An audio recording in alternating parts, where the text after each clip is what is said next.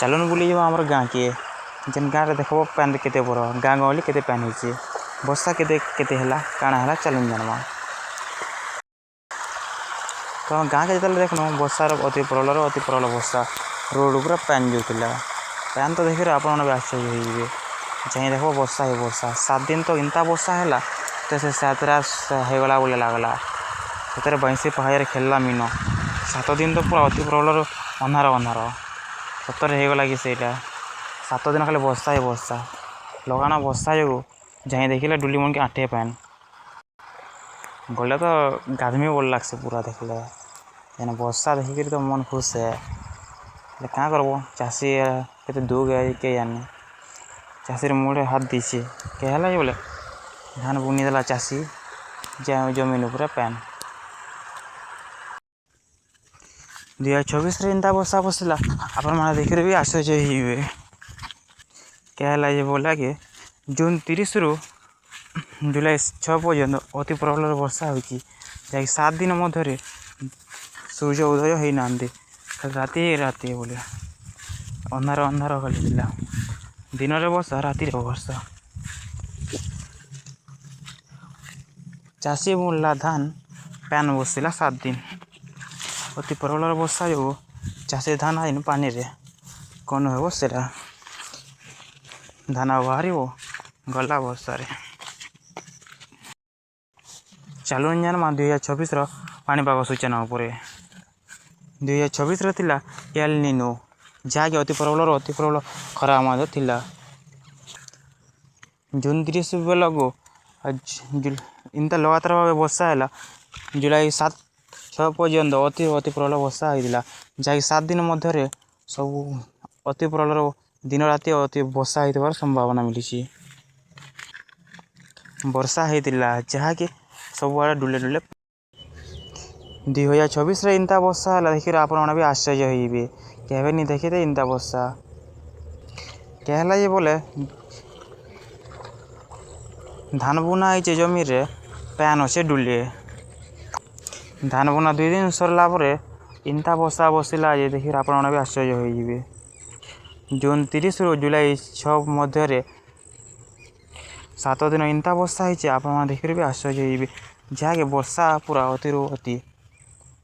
अति प्रबल वर्षा होइछि जेन के चाषी बुनला धान पान बसला डुले धान बुना है डुली रे पान अच्छे डुले केन्ता जान 2026 इंता पान बसला केवे ना बसुथाई कहीं धान बुनी चाषी 2 दिन पर वर्षा लगातार भाव 7 दिन वर्षा जमीन पूरा पान आठे पान अच्छे 8 दिन है ना पान सुखबार ना धान हेबा ना चाषी कांदबा चाषी मुड़ हाथ दीचे आ बसीजे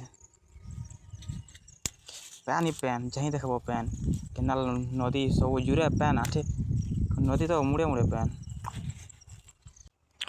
नमस्कार जय जगन्नाथ चलतु जाना गाँ गहली रे कौन रही वर्षार जहाँकि लगातार प्रबल वर्षा हो 7 दिन मध्य गाँ गहली रे कौन हो चलतु जाना किन जगह केते वर्षा हो केते पान रहा कौन हो 7 दिन भितर ता चलतु जाना चलन देखामी आमर गाँ केन्ता है पान वर्षा केन्ता है केते वर्षा है चलन देखमा गाँव वर्षा देखला आप आश्चर्य होइबे केन्ता ना चलन देखन गाँव जहाँ तो आठे पान बुआगो देखिए तो मुझे भी आश्चर्य होगनी जहाँकि धान बुना रही जमी रे पान जो डुले धान अच्छे भितर पान जो काଣା हेबा किए जानी चाषी तो मुड़ देकर हाथ देलान धान पाएमी कि नहीं बोली सब धान गला कही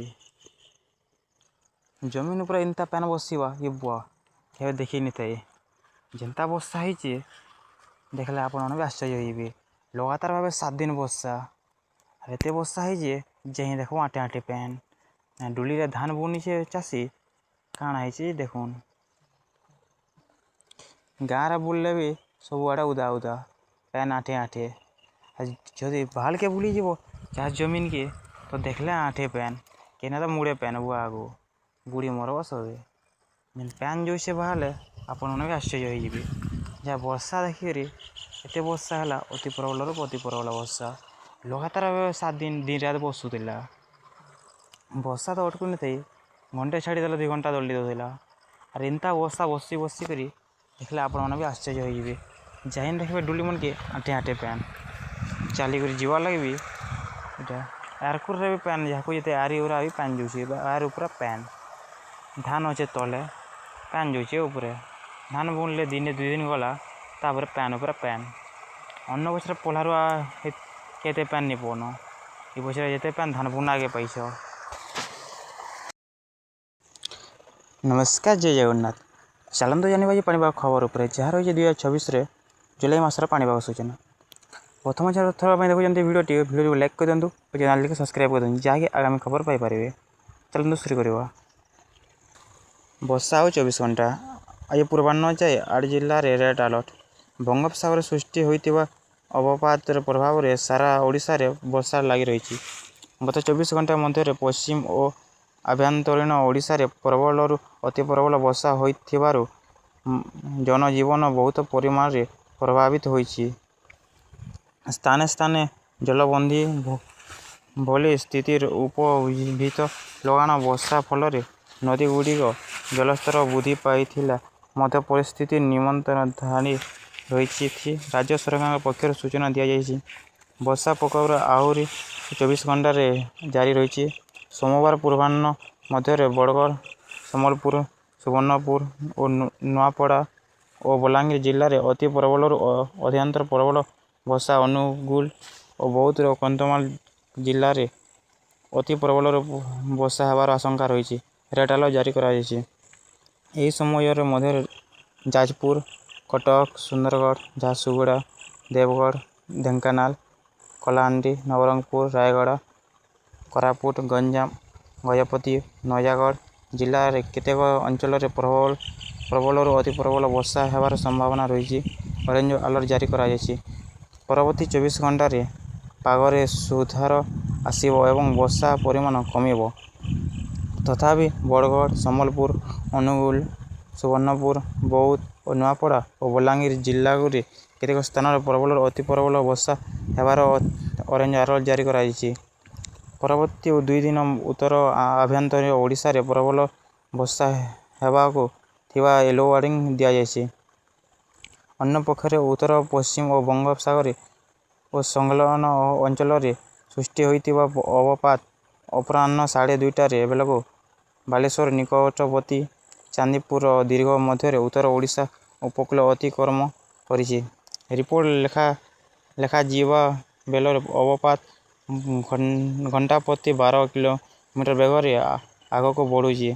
ଆସନ୍ତା 12 ଘଣ୍ଟା ମଧ୍ୟରେ ପଶ୍ଚିମ ଉତ୍ତର ପଶ୍ଚିମ ଦିଗରେ ଗତି କରି ଦକ୍ଷିଣ ଝାଡ଼ଖଣ୍ଡ ଓ ଉତ୍ତର ଛତିଶଗଡ଼ ଅତିକ୍ରମ କରିଛି। ପ୍ରଭାବରେ ଆସନ୍ତା 7 ତାରିଖ ପ୍ରଭାବରେ ଓଡ଼ିଶା ଉପକୂଳ ଓ ସଂଲଗ୍ନ ଅଞ୍ଚଳରେ ଘଣ୍ଟା ପ୍ରତି 45ରୁ 55 କିଲୋମିଟର ବେଗରେ ଝଡ଼ ପବନ ହୋଇ ଅତି ପ୍ରତିକୂଳ ପାଣିପାଗ ରହିଛି। ଏଥିପାଇଁ ମତ୍ସ୍ୟଜୀବୀମାନଙ୍କୁ ସମୁଦ୍ରକୁ ମଧ୍ୟକୁ ନ ଯିବାକୁ ପରାମର୍ଶ ଦିଆଯାଇଛି। ଗତ 24 ଘଣ୍ଟା ମଧ୍ୟରେ କନ୍ଧମାଳ ଓ ବଲାଙ୍ଗୀର ଜିଲ୍ଲାରେ କେତେକ ସ୍ଥାନରେ ଅତ୍ୟନ୍ତ ପ୍ରବଳ ଏବଂ ଅନ୍ୟ ଜିଲ୍ଲାଗୁଡ଼ିକରେ ପ୍ରବଳରୁ ଅତି ପ୍ରବଳ ହୋଇଥିବା ବର୍ଷା ସମ୍ଭାବନା ରଖାଯାଇଛି। କନ୍ଧମାଳ ଜିଲ୍ଲାରେ ଖଜୁରୀପଡ଼ାରେ ସର୍ବାଧିକ 28 ସେଣ୍ଟିମିଟର, ଫୁଲବାଣୀରେ 22 ସେଣ୍ଟିମିଟର, ଉଦୟଗିରିରେ 22 ସେଣ୍ଟିମିଟର, ଟିକାବାଲିରେ 22 ସେଣ୍ଟିମିଟର, ବାଲିଗୁଡ଼ାରେ 21 ସେଣ୍ଟିମିଟର, ଚକାପାଦରେ 21 ସେଣ୍ଟିମିଟର, ବଲାଙ୍ଗୀରରେ 21, ତୁରେକେଲାରେ 24 ସେଣ୍ଟିମିଟର, ଟିଟିଲାଗଡ଼ରେ 21 ସେଣ୍ଟିମିଟର ବର୍ଷା ହୋଇଥିବା ଭାରତୀୟ ପାଣିପାଗ ବିଭାଗ ପକ୍ଷରୁ ସୂଚନା ଦିଆଯାଇଛି। 7 ଦିନ ବର୍ଷିଲାଣି, ଆହୁରି ବର୍ଷିବ। 7 ଜିଲ୍ଲାକୁ ଆଲର୍ଟ। ବାଲେଶ୍ୱର ନିକଟ ଉତ୍ତର ଉପକୂଳ ଓଡ଼ିଶା ଅତିକ୍ରମ କଲା ଅବପାତ। ଏହା ଆଗାମୀ 24 ଘଣ୍ଟାରେ ଯାଇ ପଶ୍ଚିମ ଉତ୍ତର ପଶ୍ଚିମ ଦିଗରେ ଗତି କରିବ। ଉତ୍ତର ଓଡ଼ିଶା ସଂଲଗ୍ନ ଦକ୍ଷିଣ ଝାଡ଼ଖଣ୍ଡ ଏବଂ ଉତ୍ତର ଛତିଶଗଡ଼ ମଧ୍ୟରେ ଦେଇ ଗତି କରିବା ସମ୍ଭାବନା ରହିଛି। ସେପଟେ ପାଣିପାଗ ବିଭାଗ ପକ୍ଷରୁ ଆଜି ସକାଳ 8:30ଟା ଯାଏ ସମ୍ବଲପୁର, ବରଗଡ଼, ବଲାଙ୍ଗୀର, ନୂଆପଡ଼ା, ଅନୁଗୁଳ, ବୌଦ୍ଧ, ସୋନପୁର ଏବଂ କନ୍ଧମାଳ ଜିଲ୍ଲାରେ ରେଡ୍ ୱାର୍ଣ୍ଣିଂ ଜାରି ରଖାଯାଇଛି। ଫଳରେ ଅତ୍ୟନ୍ତ ପ୍ରବଳ ଅତି ପ୍ରବଳ ବର୍ଷା ସମ୍ଭାବନା ଥିବା ସୂଚନା ଦିଆଯାଇଛି। ସେପରି ସୁନ୍ଦରଗଡ଼, ଝାରସୁଗୁଡ଼ା, ଦେବଗଡ଼, କେନ୍ଦୁଝର, ଢେଙ୍କାନାଳ, କଟକ, ନୟାଗଡ଼, ଗଞ୍ଜାମ, ଗଜପତି, ରାୟଗଡ଼ା, କଳାହାଣ୍ଡି, କୋରାପୁଟ ଜିଲ୍ଲା ପାଇଁ ଅରେଞ୍ଜ ୱାର୍ଣ୍ଣିଂ ଜାରି ରଖାଯାଇଛି। ରାଜ୍ୟରେ ସ୍ୱାଭାବିକ ଠାରୁ 4% ଅଧିକ ବର୍ଷା ହୋଇଛି। 11 ଜିଲ୍ଲାରେ ପ୍ରବଳ ବର୍ଷା ହୋଇଥିବା ବେଳେ 11 ଜିଲ୍ଲାରେ ସ୍ୱାଭାବିକ ରହିଛି। ବର୍ଷାର ସ୍ଥିତି 6 ଜିଲ୍ଲାରେ ନିଅଣ୍ଟିଆ ବର୍ଷା ହୋଇଛି। ବୌଦ୍ଧ, କନ୍ଧମାଳ ଜିଲ୍ଲାରେ ସର୍ବାଧିକ ବର୍ଷା ରେକର୍ଡ କରାଯାଇଛି। ସେପରି ଓଡ଼ିଶା ଉପକୂଳରେ 45ରୁ 55 କିଲୋମିଟର, ସର୍ବାଧିକ 65 କିଲୋମିଟର ପବନ ବହିବାର ସମ୍ଭାବନା ରହିଛି। ସମୁଦ୍ର ଅଶାନ୍ତ ରହିଛି, ତେଣୁ ଆଗାମୀ 7 ତାରିଖ ମତ୍ସ୍ୟଜୀବୀଙ୍କୁ ସମୁଦ୍ର ମଧ୍ୟରୁ ନ ଯିବାକୁ ବାରଣ କରାଯାଇଛି। ସେପଟେ ରାଜଧାନୀରେ ଭୁବନେଶ୍ୱରରେ 100 ମିଲିମିଟର ଅତିକ୍ରମ କଲା ବର୍ଷା ପରିମାଣ।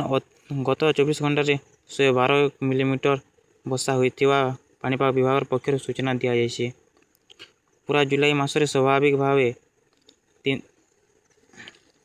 341 ମିଲିମିଟର ବର୍ଷା ହେବା କଥା, କିନ୍ତୁ ପ୍ରଥମ 5 ଦିନରେ 155 ମିଲିମିଟର ବର୍ଷା ହୋଇ ସାରିଲାଣି।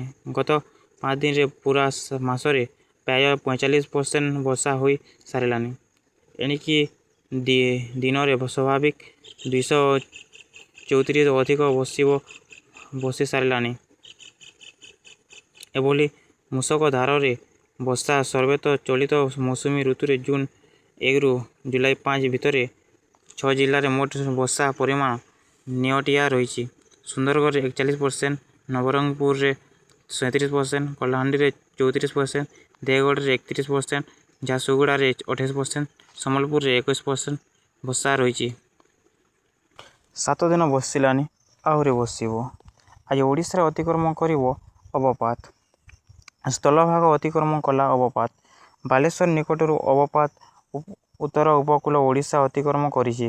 ଏହା ଆଗାମୀ 24 ଘଣ୍ଟାରେ ଯାଏ ପଶ୍ଚିମ ଉତ୍ତର ପଶ୍ଚିମ ଦିଗରେ ଉତ୍ତର ଓଡ଼ିଶା ସଂଲଗ୍ନ ଦକ୍ଷିଣ ଝାଡ଼ଖଣ୍ଡ ଏବଂ ଉତ୍ତର ଛତିଶଗଡ଼ ମଧ୍ୟ ଦେଇ ଗତି କରିବ।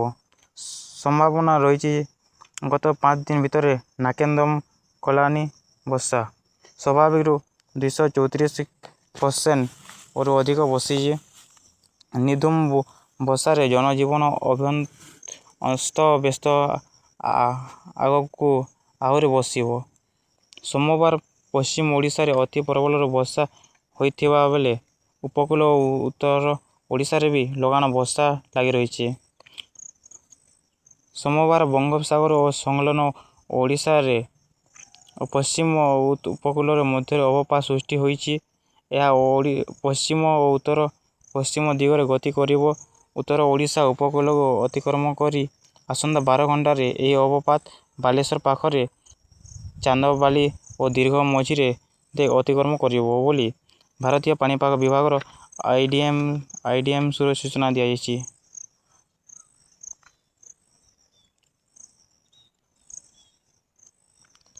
ଆକଳନ ରହିଛି ପୁରା ଜୁଲାଇ ମାସରେ ସ୍ୱାଭାବିକ ଭାବେ 341 ମିଲିମିଟର ବର୍ଷା କଥା ରହିଛି, କିନ୍ତୁ ପ୍ରଥମ 5 ଦିନରେ 155 ମିଲିମିଟର ବର୍ଷା ହୋଇସାରିଲାଣି। ଗତ 5 ଦିନରେ ପୁରା ମାସରେ ପ୍ରାୟ 45% ବର୍ଷା ହୋଇସାରିଲାଣି। ଏଣିକି ଦିନରେ ସ୍ୱାଭାବିକ 234 ଅଧିକ ବର୍ଷି ସାରିଲାଣି। ଏଭଳି ମୂଷଳ ଧାରାରେ ବର୍ଷା ସତେଜ ଚଳିତ ମୌସୁମୀ ଋତୁରେ ଜୁନ୍ 1ରୁ ଜୁଲାଇ 5 ଭିତରେ 6 ଜିଲ୍ଲାରେ ମୋଟ ବର୍ଷା ପରିମାଣ ନିଅଣ୍ଟିଆ ରହିଛି। ସୁନ୍ଦରଗଡ଼ରେ 41%, ନବରଙ୍ଗପୁରରେ 37%, କଳାହାଣ୍ଡିରେ 34%, ଦେବଗଡ଼ରେ 31%, ଝାରସୁଗୁଡ଼ାରେ 28%, ସମ୍ବଲପୁରରେ 21% ବର୍ଷା ହୋଇଛି। ଉଭୟ ଜୁନରେ ଓ ଜୁଲାଇ ମାସରେ ବୌଦ୍ଧ ଓ କନ୍ଧମାଳରେ ଅତ୍ୟଧିକ ବର୍ଷା ହୋଇଛି। ବୌଦ୍ଧରେ ସ୍ୱାଭାବିକ 95ରୁ ଅଧିକ, କନ୍ଧମାଳରେ 77%ରୁ ଅଧିକ ବର୍ଷା ହୋଇଛି। ଢେଙ୍କାନାଳ ଓ କଟକ, ନୟାଗଡ଼, କେନ୍ଦ୍ରାପଡ଼ା, ଖୋର୍ଦ୍ଧା ଓ ଜଗତସିଂହପୁର, ପୁରୀ ଓ ବରଗଡ଼, ବଲାଙ୍ଗୀର ଓ କୋରାପୁଟ ସ୍ୱାଭାବିକ ତୁଳନାରେ ପ୍ରବଳ ବର୍ଷା ହୋଇଛି। ମୟୂରଭଞ୍ଜ ଓ ଓ କେନ୍ଦୁଝର, ଅନୁଗୁଳ, ଯାଜପୁର, ଭଦ୍ରକ, ବାଲେଶ୍ୱର, ଗଞ୍ଜାମ, ଗଜପତି, ରାୟଗଡ଼ା ଓ ନୂଆପଡ଼ାରେ ସ୍ୱାଭାବିକ ବର୍ଷା ହୋଇଛି। ଗତ 24 ଘଣ୍ଟାରେ ଫୁଲବାଣୀ ସର୍ବାଧିକ 224 ମିଲିମିଟର ବର୍ଷା ହୋଇଛି।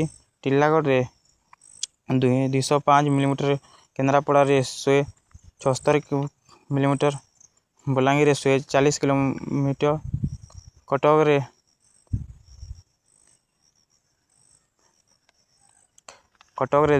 224 ମିଲିମିଟର, ଯାଜପୁରରେ 120 ମିଲିମିଟର, ଭୁବନେଶ୍ୱରରେ 119 ମିଲିମିଟର, ଚାନ୍ଦିପାଲିରେ 81 ମିଲିମିଟର ବର୍ଷା ରହିଛି। ବୌଦ୍ଧ ଜିଲ୍ଲାରେ ସାଲୁଙ୍ଗି ନଦୀରେ 2 ମହିଳା ଫସି ରହିଥିଲେ। ଅଗ୍ନିଶମ ବାହିନୀ ଭୟଙ୍କର ଉଦ୍ଧାର କରିଥିଲେ। ଏଭଳି ଖୋର୍ଦ୍ଧା ବଲାଙ୍ଗୀର ରେଳ ଟନେଲରେ ପୁଲିରେ ପାଣି ଭର୍ତ୍ତି ହୋଇ ଯାଇଥିଲା। ସମ୍ବଲପୁର ଓ ନୂଆପଡ଼ାରେ ଅନେକ ଅଞ୍ଚଳରେ ଜଳବନ୍ଦୀ ହେବା ସହ କଚ୍ଚା ଘର ଭାଙ୍ଗିଯାଇଛି। ନମସ୍କାର, ଜୟ ଜଗନ୍ନାଥ। ଚାଲନ୍ତୁ ଜାଣିବା ଯେ ଓଡ଼ିଶାର ପାଣିପାଗ ଖବର ଉପରେ କ'ଣ ରହିଛି ଜୁଲାଇ ମାସର ପାଣିପାଗ। ପ୍ରଥମ ଥର ପାଇଁ ଦେଖୁଛନ୍ତି ଭିଡ଼ିଓଟିକୁ ଲାଇକ୍ କରିଦିଅନ୍ତୁ, ଚ୍ୟାନେଲଟିକୁ ସବସ୍କ୍ରାଇବ୍ କରନ୍ତୁ, ଯାହାକି ଆଗାମୀ ଖବର ପାଇପାରିବେ। ଚାଲନ୍ତୁ ଶୁରୁ କରିବା। ବର୍ଷା ଛାଡ଼ିବନି, ଆଗକୁ ଆଉ ଗୋଟିଏ ଲଘୁଚାପ, ଏସବୁ ଜିଲ୍ଲା ଲୋକେ ରୁହନ୍ତୁ ସାବଧାନ। ଲଘୁଚାପ ପ୍ରଭାବରେ ରାଜ୍ୟରେ ଲଗାଣ ବର୍ଷା ଜାରି ରହିଛି। ପାଣିପାଗ ବିଶେଷଜ୍ଞଙ୍କ ପୂର୍ବାନୁମାନ, ଆହୁରି 24 ଘଣ୍ଟାରେ ପ୍ରବଳ ବର୍ଷା ହୋଇପାରେ। 6 ତାରିଖ ସୋମବାର ସଂକ୍ରମଣ ବର୍ଷା କମିବ। ତେବେ ଜୁଲାଇ 11 ଓ 12 ତାରିଖ ବେଳକୁ ଆଉ ଏକ ଲଘୁଚାପ ଘୂର୍ଣ୍ଣିବଳୟ ପ୍ରଭାବରେ ରହିଛି। ଏଥିରେ ବଡ଼ ବର୍ଷା ନହେଲେ ମଧ୍ୟ ବର୍ଷାର ପରିମାଣ ସାମାନ୍ୟ ବଢ଼ିପାରେ। ଉତ୍ତର ପଶ୍ଚିମ ବଙ୍ଗୋପସାଗର ଓ ପାର୍ଶ୍ୱବର୍ତ୍ତୀ ଉତ୍ତର ଓଡ଼ିଶା, ପଶ୍ଚିମବଙ୍ଗ ଉପକୂଳରୁ ସୃଷ୍ଟି ଚିହ୍ନ ଲଘୁଚାପ ରହିଛି। Yellow mark.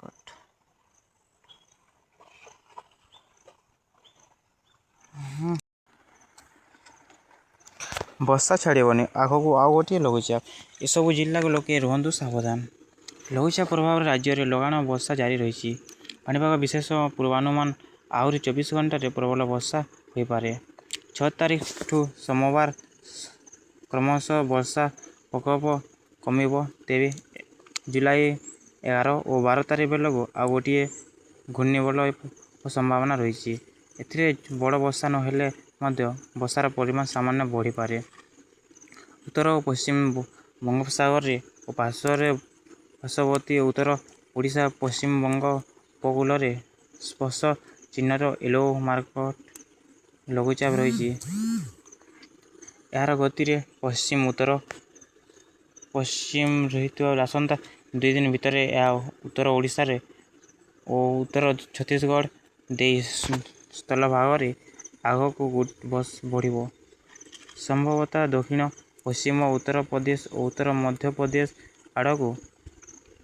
ତେଣୁ 6 ତାରିଖଠୁ ଓଡ଼ିଶାରେ ବର୍ଷା କମିବ ବୋଲି ବିଶେଷଜ୍ଞଙ୍କ ପୂର୍ବାନୁମାନ ରହିଛି। ପାଣିପାଗ ବିଭାଗ ଆଞ୍ଚଳିକ ହେଲା 7 ତାରିଖ ଯାଏ ରାଜ୍ୟରେ ପ୍ରବଳ ବର୍ଷା ହୋଇପାରେ। ରବିବାର ଅଧିକାଂଶ ସ୍ଥାନରେ ବର୍ଷା ହେବ। ବରଗଡ଼, ସମ୍ବଲପୁର, ନୂଆପଡ଼ା ପ୍ରବଳ ଓ ଅତି ପ୍ରବଳ ବର୍ଷା ହୋଇପାରେ ନେଇ ରେଡ୍ ୱାର୍ଣ୍ଣିଂ, ୟେଲୋ ୱାର୍ଣ୍ଣିଂ ଜାରି କରାଯାଇଛି।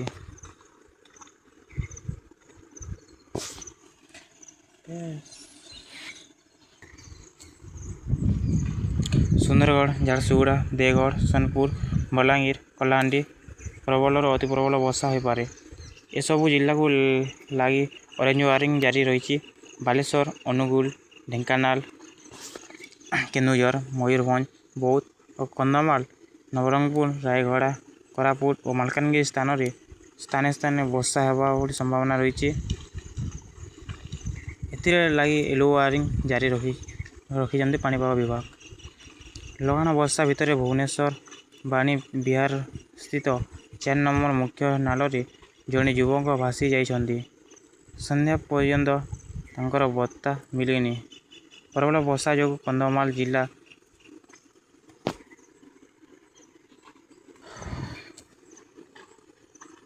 ପ୍ରବଳ ବର୍ଷା ଯୋଗୁଁ କନ୍ଧମାଳ ଜିଲ୍ଲାର ଫିଙ୍ଗିରିଆ ବ୍ଲକ ଅନେକ ସ୍ଥାନରେ ରାସ୍ତା ଧୋଇଛି। କୁଣ୍ଡେଇନି ନଦୀରେ ଜଳସ୍ତର ବଢ଼ି 3ଟି ଗ୍ରାମରେ ବିଚ୍ଛିନ୍ନ ହୋଇ ପଡ଼ିଛି। ସଲାଗୁଡ଼ା ପଞ୍ଚାୟତର ଭୁତୁରିଙ୍ଗା ନିକଟରେ ବାଘ ଓ ନଦୀ ଫୁଟିରେ 12ଟି ପରିବାର ସଂକ୍ରମଣ।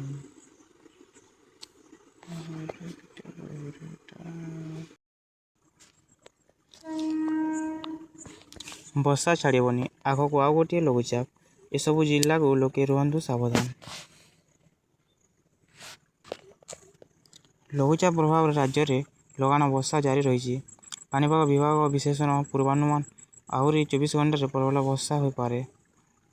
6 ତାରିଖ ସୋମବାରରୁ ସଂକ୍ରମଣ ବର୍ଷା ପ୍ରକୋପ କମିବ। ତେବେ ଜୁଲାଇ 11-12 ତାରିଖ ବେଳକୁ ଆଉ ଗୋଟିଏ ଘୂର୍ଣ୍ଣିବଳୟର ସମ୍ଭାବନା ରହିଛି। ଏଥର ବଡ଼ ବର୍ଷା ନ ହେଲେ ମଧ୍ୟ ବର୍ଷାର ପରିମାଣ ସାମାନ୍ୟ ବଢ଼ିପାରେ। 2024ରେ ଏନ୍ତା ବର୍ଷା ବସିଲା ଆପଣମାନେ ଦେଖିଲେ ବି ଆଶ୍ଚର୍ଯ୍ୟ ହେଇଯିବେ। क्या ହେଲା ଯେ ବୋଲା କି ଜୁନ୍ 30ରୁ ଜୁଲାଇ 6 ପର୍ଯ୍ୟନ୍ତ ଅତି ପ୍ରବଳ ବର୍ଷା ହୋଇଛି, ଯାହାକି 7 ଦିନ ମଧ୍ୟରେ ସୂର୍ଯ୍ୟ ଉଦୟ ହୋଇନାହାନ୍ତି। ରାତି ବୋଲେ ଅନ୍ଧାର ଖାଲି ଥିଲା। ଦିନରେ ବର୍ଷା, ରାତିରେ ବର୍ଷା। 7 ଦିନ ବର୍ଷିଲାଣି, ଆହୁରି ବର୍ଷିବ। ଆଜି ଓଡ଼ିଶାରେ ଅତିକ୍ରମ କରିବ ଅବପାତ। ସ୍ଥଳଭାଗରେ ଅତିକ୍ରମ କଲା ଅବପାତ। ବାଲେଶ୍ୱର ନିକଟରେ ଅବପାତର ଉତ୍ତର ଓ ଉପକୂଳ ଓଡ଼ିଶା ଅତିକ୍ରମ କରିଛି। ଏହା ଆଗାମୀ 24 ଘଣ୍ଟାରେ ଯାଇ ପଶ୍ଚିମ ଉତ୍ତର ପଶ୍ଚିମ ଦିଗରେ ଉତ୍ତର ଓଡ଼ିଶା ସଂଲଗ୍ନ ଦକ୍ଷିଣ ଝାଡ଼ଖଣ୍ଡ ଏବଂ ଉତ୍ତର ଛତିଶଗଡ଼ ମଧ୍ୟ ଦେଇ ଗତି କରିବ। ସମ୍ଭାବନା ରହିଛି ଯେ ଗତ 5 ଦିନରେ ନାକେଦମ କଲାଣି ବର୍ଷା ସ୍ୱାଭାବିକଠାରୁ 234% ଅଧିକ ବର୍ଷିଛି। ନିଧୁମ ବର୍ଷାରେ ଜନଜୀବନ ଅସ୍ତବ୍ୟସ୍ତ, ଆଗକୁ ଆହୁରି ବର୍ଷିବ। ସୋମବାର ପଶ୍ଚିମ ଓଡ଼ିଶାରେ ଅତି ପ୍ରବଳ ବର୍ଷା ହୋଇଥିବାବେଳେ ଉପକୂଳ ଓ ଉତ୍ତର ଓଡ଼ିଶାରେ ବି ଲଗାଣ ବର୍ଷା ଲାଗି ରହିଛି। ରବିବାର ବଙ୍ଗୋପସାଗର ଓ ସଂଲଗ୍ନ ଓଡ଼ିଶାରେ ପଶ୍ଚିମ ଉପକୂଳ ଓଡ଼ିଶାର ପ୍ରଭାବରେ ସୃଷ୍ଟି ହୋଇଛି। ଏହା ପଶ୍ଚିମ ଉତ୍ତର ପଶ୍ଚିମ ଦିଗରେ ଗତି କରିବ। ଉତ୍ତର ଓଡ଼ିଶା ଉପକୂଳ ଅତିକ୍ରମ କରି ଆସନ୍ତା 12 ଘଣ୍ଟାରେ ଏହି ଅବପାତ ବାଲେଶ୍ୱର ପାଖରେ ଚାନ୍ଦିବାଲି ଓ ଦୀର୍ଘାମୋଚି ଦେଇ ଅତିକ୍ରମ କରିପାରେ ବୋଲି ପାଣିପାଗ ବିଭାଗ ସୂଚନା ଦେଇଛି। ଆଇଏମ୍ଡି ତରଫରୁ। ନମସ୍କାର, ଜୟ ଜଗନ୍ନାଥ। ଚାଲନ୍ତୁ ଜାଣିବା ଯେ ଓଡ଼ିଶାର ପାଣିପାଗ ଉପରେ ଯାହା ରହିଛି 2024ରେ କ'ଣ ରହିଛି ପାଣିପାଗ ସୂଚନା। ଆଞ୍ଚଳିକ ସମ୍ବାଦ ଓ ଭୁବନେଶ୍ୱର ତରଫରୁ ଜଣାଇତେ ଯାଉଛି 2024ରେ ପାଣିପାଗର ସୂଚନା ଅନୁଯାୟୀ 2024ରେ ଅତି ପ୍ରବଳରୁ ପ୍ରବଳ 7 ଦିନ ମଧ୍ୟରେ ବର୍ଷା ହୋଇଥିବାର ସମ୍ଭାବନା ମିଳିଛି, ଯାହାକି ଲୋକଙ୍କର କ୍ଷତି କୃଷକଙ୍କର ଧାନ ବୁଣିଥିବାରୁ ସେଥିରୁ ପ୍ରବଳ ବର୍ଷା ଯୋଗୁଁ ଧାନଟା ପାଣିରେ ବୁଡ଼ୁଛି ଓ ଧାନଟା ଖୁଇଗଲାଣି। 7 ଦିନ ବର୍ଷିଲାଣି, ଆହୁରି ବର୍ଷିବ। ଆଜି ଓଡ଼ିଶାରେ ଅତିକ୍ରମ କରିବ ଅବପାତ। ସ୍ଥଳଭାଗରେ ଅତିକ୍ରମ କଲା ଅବପାତ। ବାଲେଶ୍ୱର ନିକଟରେ ଅବପାତର ଉତ୍ତର ଓ ଉପକୂଳ ଓଡ଼ିଶା ଅତିକ୍ରମ କରିଛି। ଏହା ଆଗାମୀ 24 ଘଣ୍ଟାରେ ଯାଇ ପଶ୍ଚିମ ଉତ୍ତର ପଶ୍ଚିମ ଦିଗରେ ଉତ୍ତର ଓଡ଼ିଶା ସଂଲଗ୍ନ ଦକ୍ଷିଣ ଝାଡ଼ଖଣ୍ଡ ଏବଂ ଉତ୍ତର ଛତିଶଗଡ଼ ମଧ୍ୟ ଦେଇ ଗତି କରିବ। ସମ୍ଭାବନା ରହିଛି ଯେ ଗତ 5 ଦିନରେ ନାକେଦମ କଲାଣି ବର୍ଷା ସ୍ୱାଭାବିକଠାରୁ 234% ଅଧିକ ବର୍ଷିଛି। ନିଧୁମ ବର୍ଷାରେ ଜନଜୀବନ ଅସ୍ତବ୍ୟସ୍ତ, ଆଗକୁ ଆହୁରି ବର୍ଷିବ। ସୋମବାର ପଶ୍ଚିମ ଓଡ଼ିଶାରେ ଅତି ପ୍ରବଳ ବର୍ଷା ହୋଇଥିବାବେଳେ ଉପକୂଳ ଓ ଉତ୍ତର ଓଡ଼ିଶାରେ ବି ଲଗାଣ ବର୍ଷା ଲାଗି ରହିଛି। ରବିବାର ବଙ୍ଗୋପସାଗର ଓ ସଂଲଗ୍ନ ଓଡ଼ିଶାରେ ପଶ୍ଚିମ ଉପକୂଳ ଓଡ଼ିଶାର ପ୍ରଭାବରେ ସୃଷ୍ଟି ହୋଇଛି। ଏହା ପଶ୍ଚିମ ଉତ୍ତର ପଶ୍ଚିମ ଦିଗରେ ଗତି କରିବ। ଉତ୍ତର ଓଡ଼ିଶା ଉପକୂଳ ଅତିକ୍ରମ କରି ଆସନ୍ତା 12 ଘଣ୍ଟାରେ ଏହି ଅବପାତ ବାଲେଶ୍ୱର ପାଖରେ ଚାନ୍ଦିବାଲି ଓ ଦୀର୍ଘାମୋଚି ଦେଇ ଅତିକ୍ରମ କରିପାରେ ବୋଲି ପାଣିପାଗ ବିଭାଗ ସୂଚନା ଦେଇଛି। ଆଇଏମ୍ଡି ତରଫରୁ। ବର୍ଷା ଛାଡ଼ିବନି, ଆଗକୁ ଆଉ ଗୋଟିଏ ଲଘୁଚାପ। ଏସବୁ ଜିଲ୍ଲାକୁ ଲୋକେ ରୁହନ୍ତୁ ସାବଧାନ। ଲଘୁଚାପ ପ୍ରଭାବରେ ରାଜ୍ୟରେ ଲଗାଣ ବର୍ଷା ଜାରି ରହିଛି। ପାଣିପାଗ ବିଶେଷଜ୍ଞଙ୍କ ପୂର୍ବାନୁମାନ ଆହୁରି 24 ଘଣ୍ଟାରେ ପ୍ରବଳ ବର୍ଷା ହୋଇପାରେ। 6 ତାରିଖ ସୋମବାରରୁ କ୍ରମଶଃ ବର୍ଷା ପ୍ରକୋପ କମିବ। ତେବେ ଜୁଲାଇ 11 ଓ 12 ତାରିଖ ବେଳକୁ ଆଉ ଏକ ଲଘୁଚାପ ବର୍ଷା ହେବାର ସମ୍ଭାବନା ରହିଛି। ନମସ୍କାର, ଜୟ ଜଗନ୍ନାଥ। ପ୍ରଥମ ଥର ଆମ ଚ୍ୟାନେଲକୁ ଆସିଥିବା ଚ୍ୟାନେଲଟିକୁ ଲାଇକ୍ କରନ୍ତୁ। ପ୍ରଥମ ଥର ପାଇଁ ଦେଖୁଛନ୍ତି ଭିଡ଼ିଓଟିକୁ ଲାଇକ୍ କରନ୍ତୁ, ଚ୍ୟାନେଲଟିକୁ ସବସ୍କ୍ରାଇବ୍ କରନ୍ତୁ, ଯାହାକି ଆଗାମୀ ଖବର ପାଇପାରିବେ।